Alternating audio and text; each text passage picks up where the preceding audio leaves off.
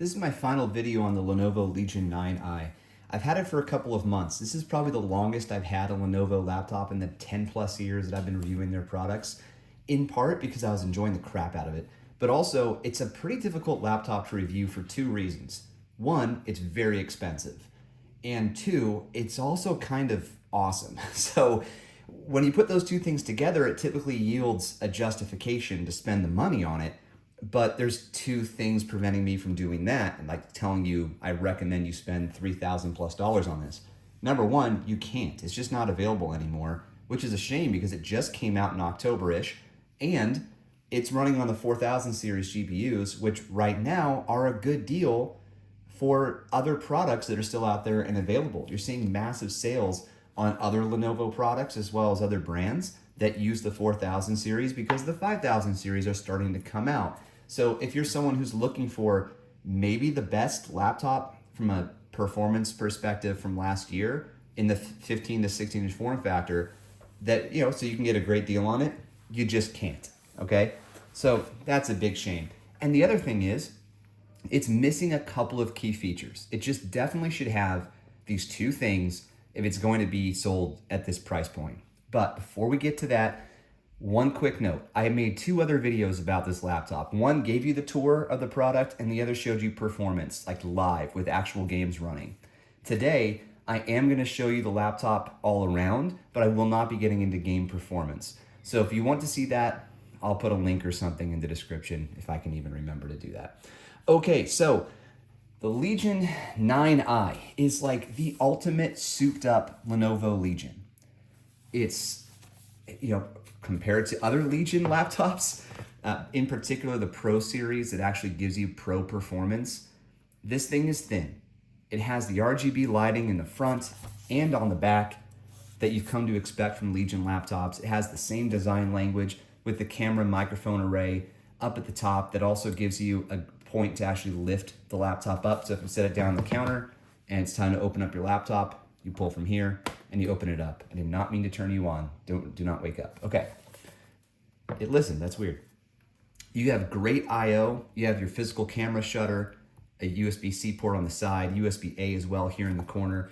And then in the back, all the ports that you can want. And that's one of the hallmarks of the Legion laptops. And if you're following Legion, you know at this point that the Generation 10s, the 2025 release of the Legion 7 Pro, or the 7i Pro, they no longer have the ports on the back. Now, they didn't invent this, but it's always been something that I've commended Lenovo for doing.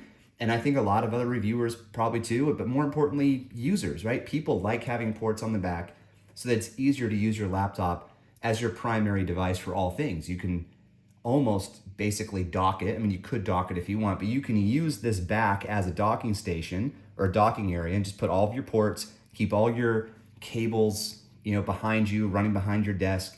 Anyway, I'm overdoing it now. Ports are on the back as well as exhaust, and everything is labeled for you as well.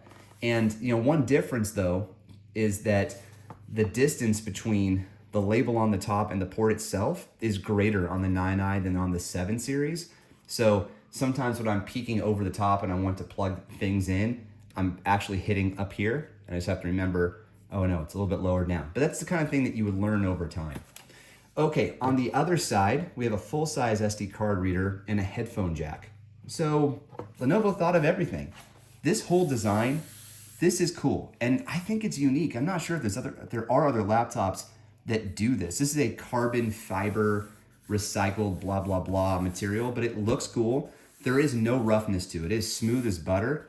I think it looks awesome. Of course, you can buy skins that look just like this from a bunch of popular skin brands, but I don't know. For me, there's something about it being native and I don't have to worry about it. It just works that I really like. This Legion logo lights up, by the way, and you can adjust the lighting on that. You can turn it all the way off if you want to. And these ports also light up. So in the dark, you know where you're plugging things into. You just have to remember that the port's a little lower than you may recall if you're a Legion 7i user. The keyboard, despite being pushed closer to the user because of this grill at the top, it actually is still comfortable to use. What is uncomfortable to use over time is the trackpad. Not only because it's small, but in the way that it's small. So if you look very closely here, it's really thin. It's wide enough, but it's thin. And so that's the part that's been throwing me off. But I tend to use a mouse most of the time. And since battery life is not great, this is a gaming laptop, I would like to have a trackpad that actually is usable when I'm, on the go, but what are you gonna do? It doesn't have great battery life anyway, so you may as well keep it plugged in and use your mouse. So it's unfortunate that the trackpad isn't bigger, but it's not a game changer. What sucks though is it's not haptic. And at this price point, I mentioned there were two things that should be offered at this price point. A haptic trackpad is one of them. And Lenovo, hey guys, you don't have an excuse on this one.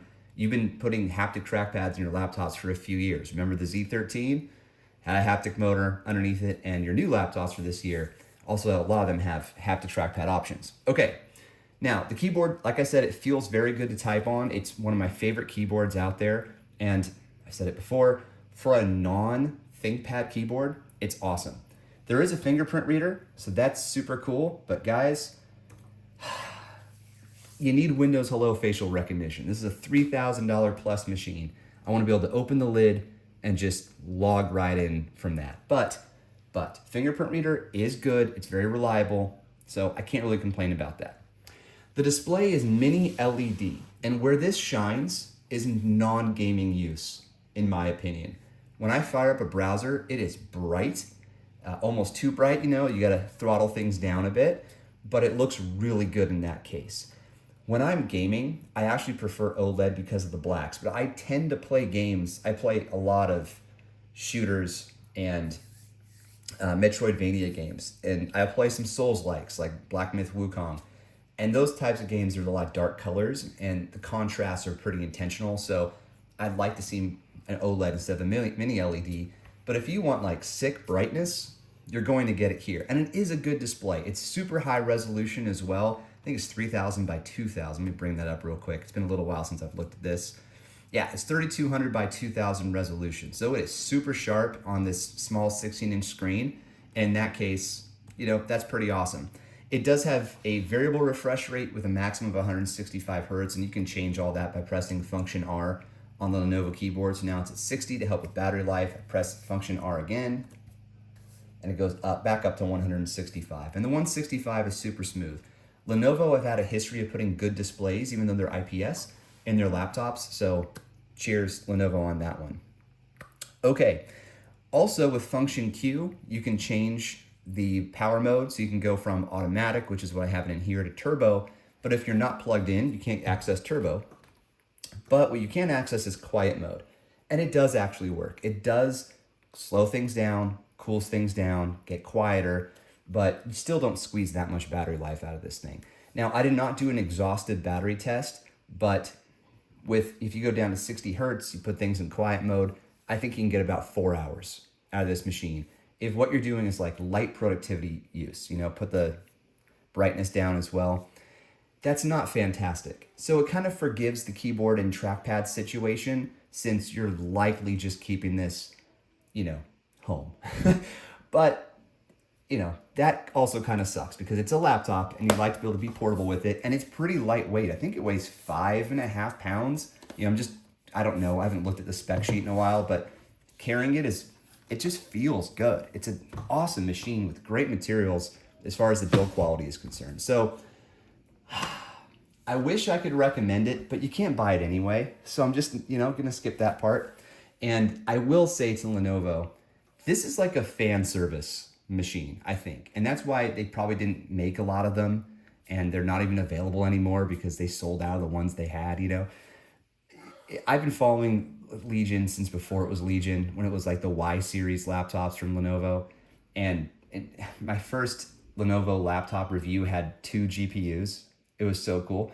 So anyway, watching them grow and evolve over the years and be trendsetters and be value trendsetters as well, this is like a souped up Legion, right? It's made of great materials, great performance, has the liquid paste on the CPU. It's really cool, but it's also a product that doesn't need to exist. Now, Lenovo has another laptop that, like, from a performance standpoint is not even comparable, right? This has a 4090 in it. This laptop I'm about to mention has a 4070 in it, okay? But it's the Legion 7i. It's the one that comes in that Stingray white that you can find at Best Buy on Lenovo's website. And I did do a review on that as well. You get probably double the battery life on that. Performance is nowhere close, right? You cannot compare the two. But it's just a more portable machine that also still feels really premium. It didn't have OLED, but had an awesome IPS display. Like, that laptop is an easy recommendation because you can pick it up for like $1,500, maybe a little less if you get it open boxed at Best Buy. And with sales now too, like, I'm sure there's going to be a Generation 10 coming out, so the Gen 9s will become less expensive. You know, that's the kind of thing where you can live without a haptic trackpad. You can live without Face ID, although I think it might have Windows Hello on it, not Face ID.